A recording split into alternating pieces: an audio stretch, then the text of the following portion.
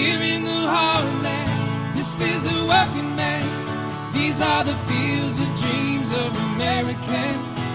No, you can't take that away, 'cause I wanna stay here in the heartland.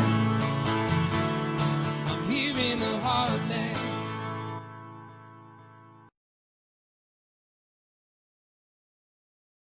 Welcome back to this week's episode of Why Iowa, as we're about to begin our Christmas vacation coming around the corner here. And today we're going to talk about one of the great stories out of Iowa, Palmer basketball. During a span of 1986 to 1989, Palmer basketball would set the winning streak in Iowa at 103 games. Coached by Alton Skinner, whose all-time record was 380 wins to only 108 losses, and led by his son, Troy Skinner, who would go on to become a future Hawkeye, and also Brian Pearson, who would go on to become a future Cyclone, who both had a shooting touch beyond the arch, and one of the first teams in Iowa to really take advantage of the three-point play that came into our state in 1982. Palmer would win the 1986, 1987, 1988 state championship games, going undefeated in all three of those seasons. Not that there wasn't a few close games along the way. In the first round of the state tournament in 1987, they faced off against Lost Nation. Trailing at the end of the game as the final seconds were on the clock, Brian Pearson would put up a shot that would miss the rim, but luckily on the backside, Jamie Peterson grabbed the rebound and put it in for two to tie the game at 62 to 62 and drawing a foul. Jamie Peterson would go to the free throw line with the chance to seal the victory with one shot. And after that basketball kissed every piece of iron around that rim, it fell in for the victory 63 to 62. Palmer's streak would continue into the 1989 season, where they would fall short against Keota in the semifinal game, but go on to win the consolation game. Palmer's streak brought national attention to the little town of Palmer, Iowa. And soon people all across the state were following Palmer to see how long the streak would continue. But more importantly, what Palmer did for the state of Iowa was they gave us a sense of hope. They gave us something to believe in. Because during that time, we were in the farm crisis here in Iowa, and it impacted every corner of our state. But yet on those game nights when farmers could come out from the fields and the town could get together in a gym, they could put their thoughts towards basketball, and it'd give them something to talk about and shed a little positive light on what we're dealing with as a state at that time. Today we're in a similar boat. This past year, the COVID pandemic has changed what we used to think was considered normal within our lifestyle. But fortunately, this summer we saw baseball come back to our student-based activities, and followed by the football season, and now as we start our wrestling and basketball season, the community and the school-based activities has given us something to look forward to, and has given us a stage to celebrate what was in anticipation of what will be again. So as you gather with family and friends, whether it be via Zoom or whether it be socially distanced, be safe this holiday season and be appreciative for what we do have, and let's look forward to a happy 2021. As a reminder to all our visitors, all Iowa students have free admission to the Iowa Hall of Pride thanks to Musco Lighting. The Iowa Hall of Pride was saddened to hear about the passing of Everett Johnson over the weekend. He was born on July 21st, 1938 in rural Moorhead, Iowa, and raised on a farm where he developed a love for music. He would participate in high school and collegiate music and band programs, and then began his teaching and coaching career in Exira and then on to Sheldon, Iowa, before being named the Executive Secretary of the Iowa High School Music Association. For 23 years, Everett Johnson would lead the Iowa high school music programs. His impact was so profound that in 2003, he was the first musician, music administrator to be inducted into the National Federation of High School Associations Hall of Fame. Everett, a high standard for his programs, and also a heart of gold, as evident in this clip.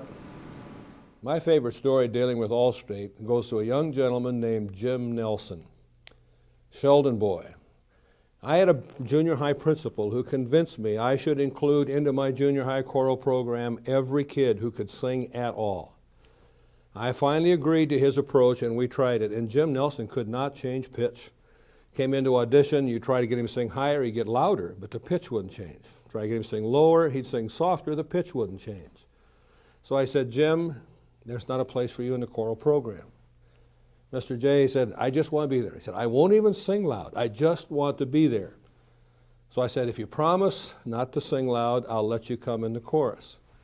In my junior high choirs, the rows rotated every day. If you're in the front row today, you're in the back row tomorrow, so that I could hear everyone sing. And it was a month or two later, Jim was in the front row, and I noticed Jim was changing pitch.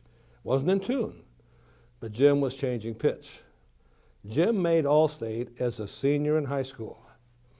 A boy that I said, there's no place for you. Best lesson I ever learned.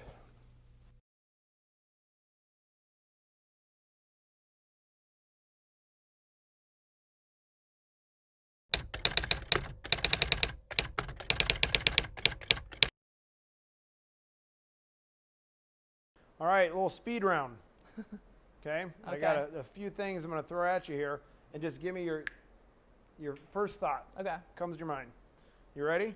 I think so. All right. Ankeny Centennial. Oh gosh, I don't know if I'm good at the speed round. The first thing I think of is sports, because we were just one of the top teams in sports. Yep. For sure. Absolutely. Your class had a good run. University of Minnesota. Probably my freshman year. I think that was one of the most special teams I've ever been with. Yep. Yeah. Florida. National championship. Catcher or first base? First base right now, for sure. Full count. Love it. Yes! That's my favorite answer, I think. You didn't even hesitate on that. Most memorable win? Oh, probably going to the World Series my junior year. Yeah. Coach Bingham. Oh, come on. Love him. How is that? We're through the speed round, quick and easy.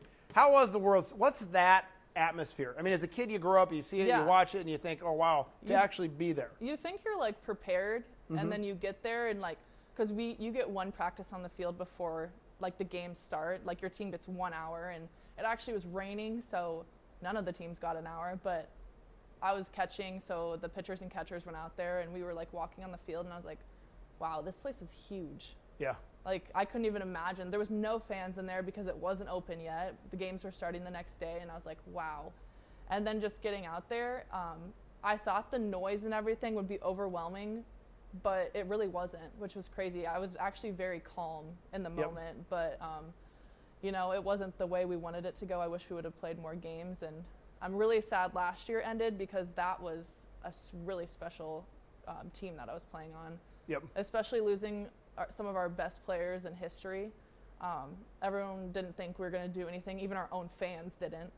And then we were just on the rise. You know, we beat Florida State, swept Auburn. We were just ready to play Baylor, and then COVID hit. Yeah. And then they were like, we were thought to win the regular season SEC, the SEC tournament. They had us ranked at number 3 going into the World Series. So, but our team's pretty much the same now. So I'm hoping it's just we just pick up right where we left off.